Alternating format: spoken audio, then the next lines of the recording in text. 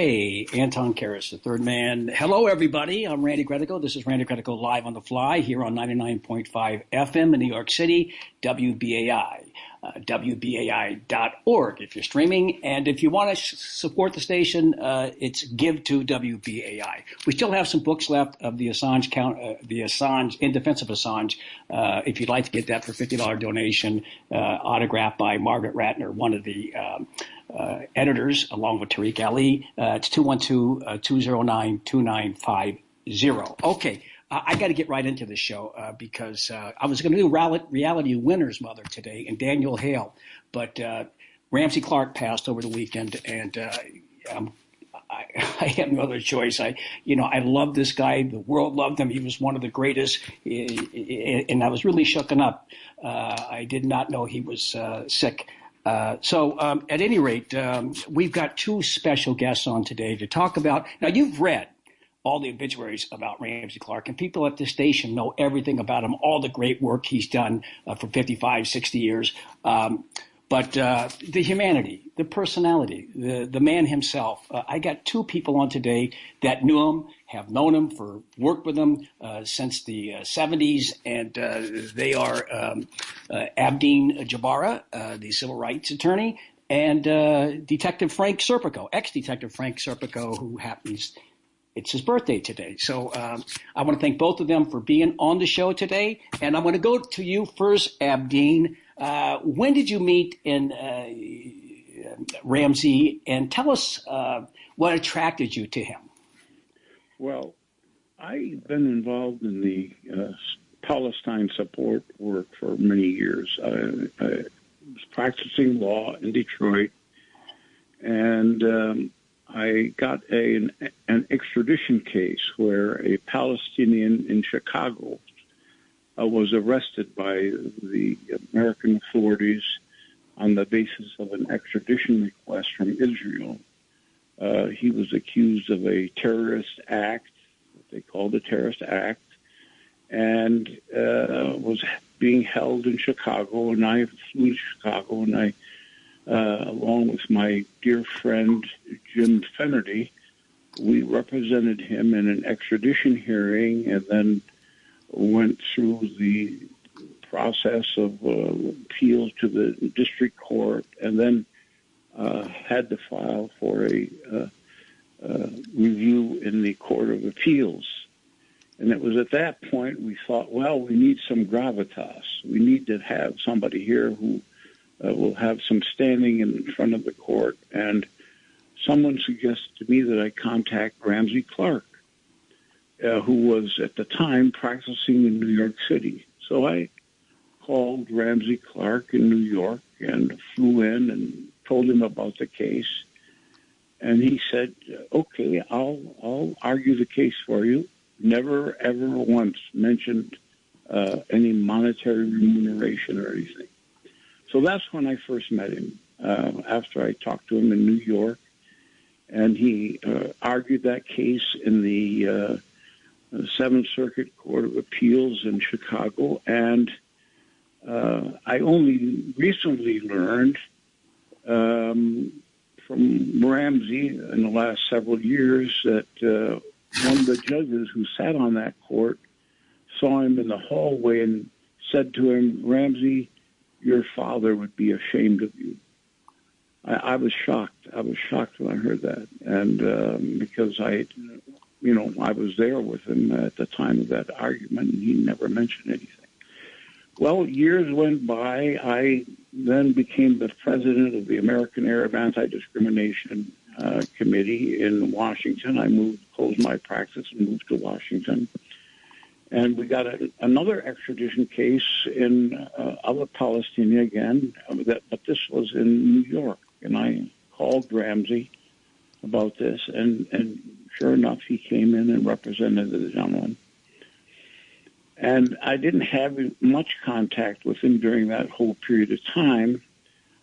But after I left the position in Washington and I moved back to Michigan, I got a phone call from Ramsey one day, and he said, "Abdeen, I'd like to see if you can come and help me find somebody to represent Sheikh Umar Abdulrahman, who was on being charged with conspiracy against the United States, along with a number of other people. So I came to New York, and we, worked together. And then Lynn Stewart came in, and she was the attorney that was representing the Sheikh. We brought her in, as well as myself. And I had also met this fabulous woman who, in Philadelphia, I was introduced to her by Noam Chomsky's sister-in-law, and she was a law professor in New York. And so I moved to New York, ultimately married this wonderful woman, and I worked in Ramsey's office on the Sheikh's case for several years. And that's how I really got to know Ramsey on a very personal basis. All right. Before we continue talk about him as an individual, I want to go to Frank Serpico, Paco. Happy birthday, Frank. Frank, how did you first meet Ramsey Clark? Well, it's interesting because it seems Ramsey's life is so doesn't change. I met him also when I had to testify before the Knapp Commission that was investigating corruption in the New York City Police Department, which I had exposed. And I don't know who, well, I do, but it doesn't matter. Somebody got a hold of Ramsey, and Ramsey offered to represent me pro bono. And as we're walking in, some journalist looking for, his little cheap bit, Mr. Clark, why does Serpico have a lawyer? And he says, or first he said, why does Serpico have a lawyer? And he says, whatever. The bottom thing was, the journalist said, then why are you here? And Ramsey said, so he can say what he has to say without being interrupted. And I felt like, wow, that was the wind in my back, And I want to say, that Ramsey is an unpretentious man of principle and moral character. And in everything he does, he speaks the truth that many in power do not want to hear. And so they try and make him the bad guy, like this guy, your father, Bill Twinkies. His father would have been proud of him. And because Ramsey, his home was a harbor. He shared it with many a weary pilgrim and all victims of injustice. I remember when I would, to go back and catch up, Ramsey and I, we remained friends because he lived in the village. He lived over on 12th Street, and I lived on Perry Street. And mentioning that, Ramsey was the kind of guy, being who he was, and you could find his name in a phone book. And I remember times I'd be sitting in his house by myself, and the phone would ring. And you wouldn't believe the people that called there asking for assistance. And if you came at night, you had to step over bodies. He had people, it was like the United Nations, people of every color, nationality, and religion. He was just an amazing... I got to be careful. I don't, I understand. I get choked up thinking about it, too. Abdeen, Yes. give us some more insight on his personality and character and Well, commitment. I'm going to give you some insight. A friend of mine just told me a story about Ramsey and his father. Ramsey was the chairperson of the American Civil Liberties Union National Advisory Board, and he was supposed to give a speech one night to this advisory board, and Ramsey couldn't do it. So Tom Clark, his father, former Supreme Court Justice, filled in for Ramsey. And this friend of mine went up to Tom Clark and he says, Mr. Chief Justice, he wasn't Chief Justice, Mr. Justice Clark, I'm one of Ramsey's former law partners, and I want to know how do you feel about Ramsey? I mean, here he is.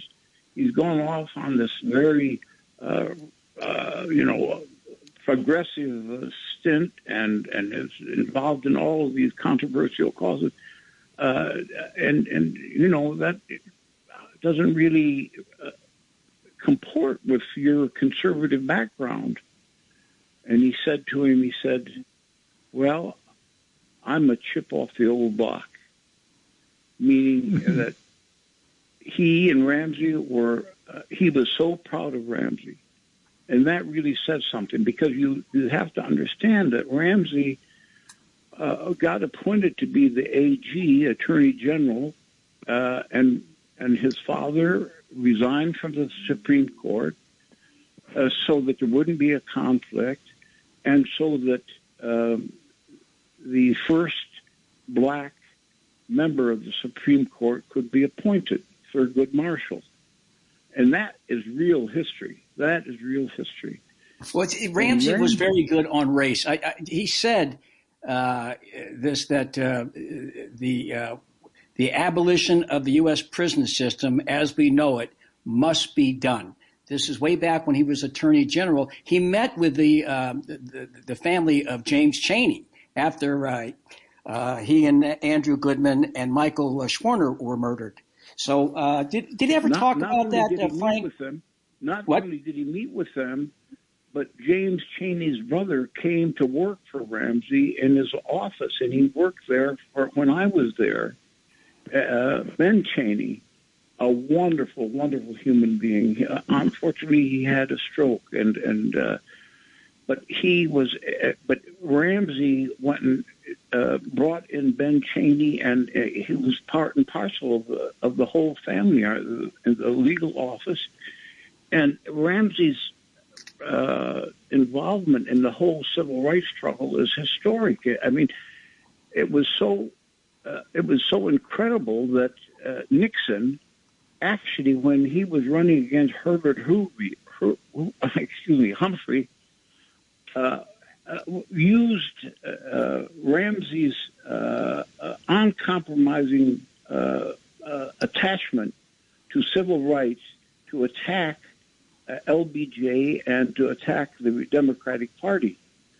And it was partly because of that Nixon was elected, because he ran against the incredible record of Ramsey Clark. Mike Wallace said that there was only one man not afraid to stand up to J. Edgar Hoover, and that was Ramsey Clark. It was Ramsey, as Attorney General, who refused to permit wiretapping of black liberation leader Stokely Carmichael. I want to go to you, Serpico. You, Frank, you remained friends with him way up until recently. So how did you stay in contact? Did you spend time? We would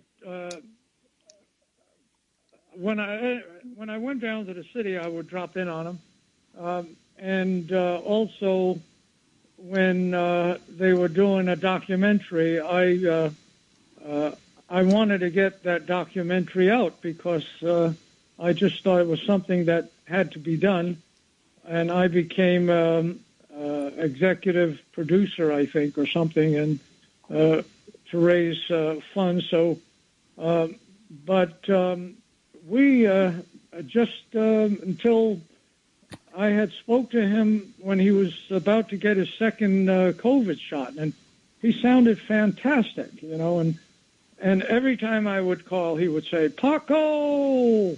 And I'd say, how you doing, Ramsey? And he said, much better now that I hear your voice. And it was an interesting thing because, as he was, again, at 94, he was very sharp. But, there's some things you start to forget. But the thing that would get him going all the time was we traveled together as well, and I did some work for him. And we were in Holland, and we had to go to Sweden, and I had a ram, and we were outside in the field, and I bent over, and which you don't do in front of a ram, and that ram sent me flying, and I was so mad. I was looking for I was going to crown that ram, and I turned around, and I look at the ram. His name was Bucky, and I said, Bucky. And Ramsey never forgot that. Every time I would go into his office when I'd come back, he'd say, where's Bucky? That's and even in these last days, he would, you just mentioned Bucky, and he would start to chuckle. But unfortunately, he had that accident and cut his life short, I guess. Yeah. Quite a guy, Abdeen. In terms of his, the body of work here, there is a great obit by Gloria DeRiva, who produced the documentary Genocide by Sanctions, The Case of Iraq. It's about Ramsey. He was very committed to human rights around the world and anti-war. Well, Randy, we cannot do justice to Ramsey Clark in this short program. Of course not. So I would like to urge the listeners. There are two books that have been written. One, the most recent one, is called "Defending the Public Enemy," and it's by Professor Lonnie Brown at the law school at the University of Georgia, published by Yale University Press. I urge people to get that book, Defending the Public Enemy, and I contacted Lonnie Brown and told him that Ramsey had died, and he sent me back an email, and he said, knowing Ramsey changed my life. I was so moved by that email, I passed it on to the family. There's another book that deals with both Ramsey and his father, also written by a law professor, Alexander Wohl, and the book is called Father, Son, and the Constitution. So if there are any listeners out there that really want to know a lot about Ramsey, because we cannot begin to even scratch the surface. Well, listen, I only had a half-hour show today, so a 25-minute show. But I had to do something. I know I really wanted to focus on the man, his humanity. I've got like 5 minutes left. I want to, Frank, any other personal story you can tell us in 3 minutes about Ramsey, and I'll let Abdeen close it. Well, just real short, just to show what kind of man he was. And no one witnessed this but myself. We were sitting in his apartment, and he had this little boy there, a little black kid, and his father had just been killed in an accident. And Ramsey was consoling this little child, and he went to the back room and came out with a little box, and he gave the kid his Attorney General's shield, which is the highest police officer's shield in the land. And I tell you, I wanted to grab it from that kid, but that's the kind of guy that he gives this little kid his Attorney General's shield. And that's the character in him. And then the man that he was, he would not take aspirin. He was coming back from Kuwait. He tripped in the airport, and his knee was swollen up like a basketball, and made it back to the office. He had an appointment, and Bobby Schwartz got him to go to the doctor. His kneecap was shattered, and this man came all the way from Kuwait, and just one tough Marine. That's who he was. One good man, and he defended America's honor by exposing its injustice. That's what people don't want to understand. Right. Abdeen, any personal story that you'd like to share with us? Yes. I have a framed piece of sheet music that I was going to take to Ramsey before I learned that he had fallen at home and was in the hospital. It is of a song that he used to sing to me when I'd go over there, and it's a famous song that's from Texas, and it's called "Cigarettes and Whiskey." And wild women. Cigarettes and whiskey and wild, wild women. They'll drive you crazy. They'll drive you insane. Yeah. And there, and he was so wonderful. I'm telling you, the days that I spent with him and enjoyed his absolutely marvelous sense of humor and his kinship with humankind. It was just one of the things that has really also changed my life, and I'm so grateful that I had that fabulous experience. And you and Frank, through Ramsey, got to know each other, That's right, right. Serpico? And happy birthday. Say hello to each other. Happy birthday. Hey, hiya, Dean. Okay, well, wonderful to have you on this program with me. You know, I called you up several times while Ramsey was in the hospital to give you his news.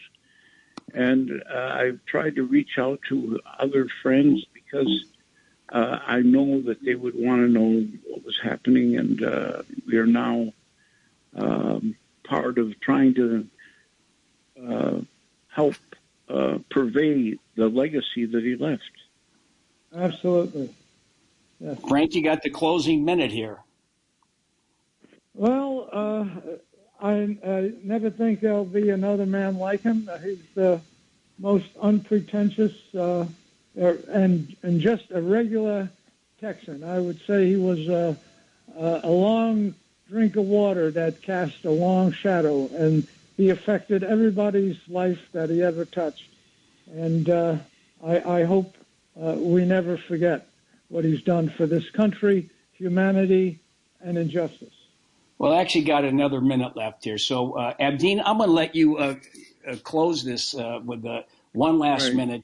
Any words you'd like to convey? Well, we're in the process of trying to put together a memorial for Ramsey, which we will announce, and we're looking for a venue here in New York, and I'm working with the family on this, and I think that it will be a glorious occasion where he can be celebrated and honored, and